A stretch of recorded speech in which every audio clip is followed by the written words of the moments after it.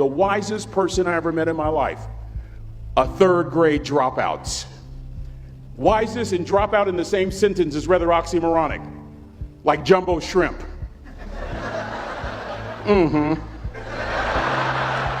Like fun run, ain't nothing fun about it. Like Microsoft Works, y'all don't hear me. I used to say like country music, but I've lived in Texas so long, I love country music now. I hunt, I fish, I have cowboy boots and cowboy, y'all, I'm a black neck redneck. Do you hear what I'm saying to you? No longer oxymoronic for me to say country music. And it's not oxymoronic for me to say third grade and dropout. That third grade dropout, the wisest person I ever met in my life, who taught me to combine knowledge and wisdom to make an impact, was my father. A simple cook. Wisest man I ever met in my life. Just a simple cook. Left school in the third grade to help out on the family farm, but just because he left school doesn't mean his education stopped. Mark Twain once said, "I've never allowed my schooling to get in the way of my education." My father taught himself how to read, taught himself how to write, decided in the midst of Jim Crowism, as America was breathing the last gasp of the Civil War, my father decided he was going to stand and be a man. Not a black man, not a brown man, not a white man, but a man. He literally challenged himself to be the best that he could all the days of his life. I have 4 degrees. My brother is a judge. We're not the smartest ones in our family. It's a third grade dropout daddy. A third grade dropout daddy who was quoting Michelangelo, saying to us, "Boys, I won't have a problem if you aim high and miss, but I'm going to have a real issue if you aim low and hit." A country mother quoting Henry Ford, saying, "If you think you can or if you think you can't, you're right." I learned that from a third grade drop. Simple lessons. Lessons like these. Son, you'd rather be an hour early than a minute late. We never knew what time it was at my house because the clocks were always ahead. My mother said for nearly 30 years my father left the house at 3:45 in the morning. One day she asked him, "Why, Daddy?" He said, "Maybe one of my boys will catch me in the act of excellence. I want to share 2 things with you. Aristotle said you are what you repeatedly do. Therefore, excellence ought to be a habit, not an act. Don't ever forget that. I know you're tough, but always remember to be kind. Always. Don't ever forget that. Never embarrass mama."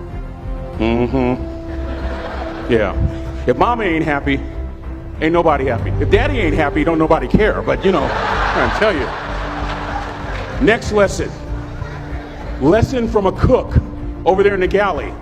Son, make sure your servant's towel is bigger than your ego. Ego is the anesthesia that deadens the pain of stupidity. Y'all might have a relative in mind you want to send that to. Let me say it again. Ego is the anesthesia that deadens the pain of stupidity. Pride is the burden of a foolish person. John Wooden coached basketball at UCLA for a living, but his calling was to impact people. And with all those national championships, guess what he was found doing in the middle of the week? Going into the cupboard, grabbing a broom, and sweeping his own gym floor. You want to make an impact? Find your broom. Every day of your life, you find your broom. You grow your influence that way. That way you're attracting people so that you can impact them. Final lesson. Son, if you're going to do a job, do it right. I've always been told how average I can be. Always been criticized about being average. But I want to tell you something.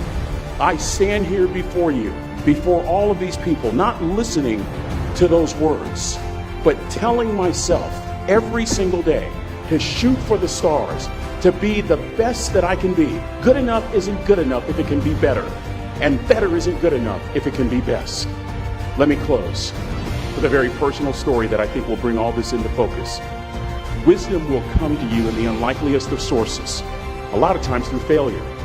When you hit rock bottom, remember this. While you're struggling, rock bottom can also be a great foundation on which to build and on which to grow. I'm not worried that you'll be successful. I'm worried that you won't fail from time to time. Person that gets up off the canvas and keeps growing, that's the person that will continue to grow their influence. Back in the 70s, to help me make this point, let me introduce you to someone. I met the finest woman I'd ever met in my life. Back in my day, we'd have called her a brick house. This woman was the finest woman I'd ever seen in my life. There's just one little problem. Back then, ladies didn't like big old linemen. The Blind Side hadn't come out yet.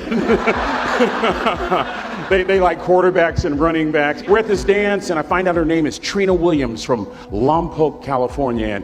And we're all dancing, and we're just excited. And I decide in the middle of dancing with her that I would ask her for her phone number. Trina was the first one. Trina was the only woman in college who gave me her real telephone number. The next day, we walked to Baskin & Robbins ice cream parlor. My friends couldn't believe it. This has been 40 years ago, and my friends still can't believe it. We go on a second date, and a third date, and a fourth date. We drive from Chico to Vallejo so that she could meet my parents. My father meets her. My daddy, my hero, he meets her, pulls me to the side and says, "Is she psycho?" But anyway, we go together for a year, 2 years, 3 years, 4 years. By now, Trina's a senior in college. I'm still a freshman, but I'm working some things out. I'm so glad I graduated in 4 terms. Nixon, Ford, Carter, Reagan. So now it's time to propose. So I talk to her girlfriends, and it's California, it's in the 70s, so it has to be outside. You have to have a candle, and you have to have, some chocolate. Listen, I'm from the hood. I had a bottle of Boone's Farm wine. That's what I had. She said yes. That was the key. I married the most beautiful woman I'd ever seen in my life. Y'all ever been to a wedding, and even before the wedding starts, you hear this? How in the world? And it was coming from my side of the family.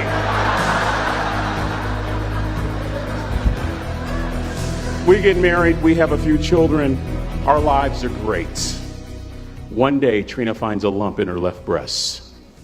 Breast cancer. 6 years after that diagnosis, me and my 2 little boys walked up to Mommy's casket. And for 2 years, my heart didn't beat. If it wasn't for my faith in God, I wouldn't be standing here today. If it wasn't for those 2 little boys, there would have been no reason for which to go on. I was completely lost.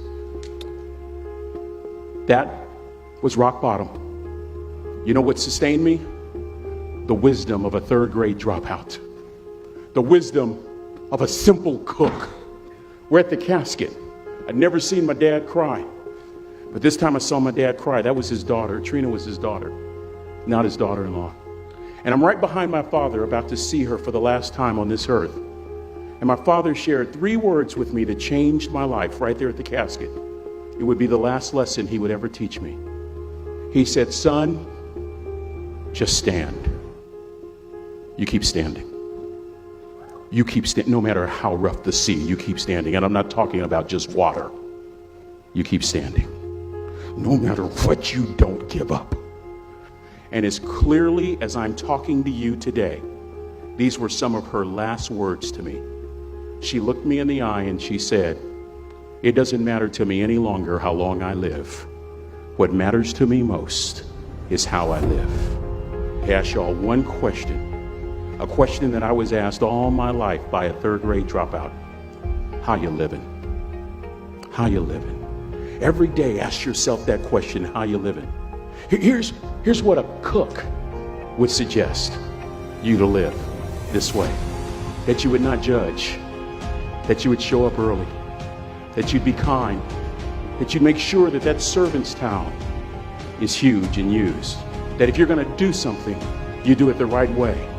That cook would tell you this, that it's never wrong to do the right thing, that how you do anything is how you do everything.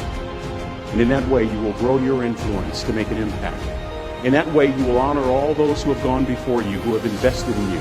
Look in those unlikeliest places for wisdom. Enhance your life every day by seeking that wisdom and asking yourself every night, how am I living? May God richly bless y'all. Thank you for having me.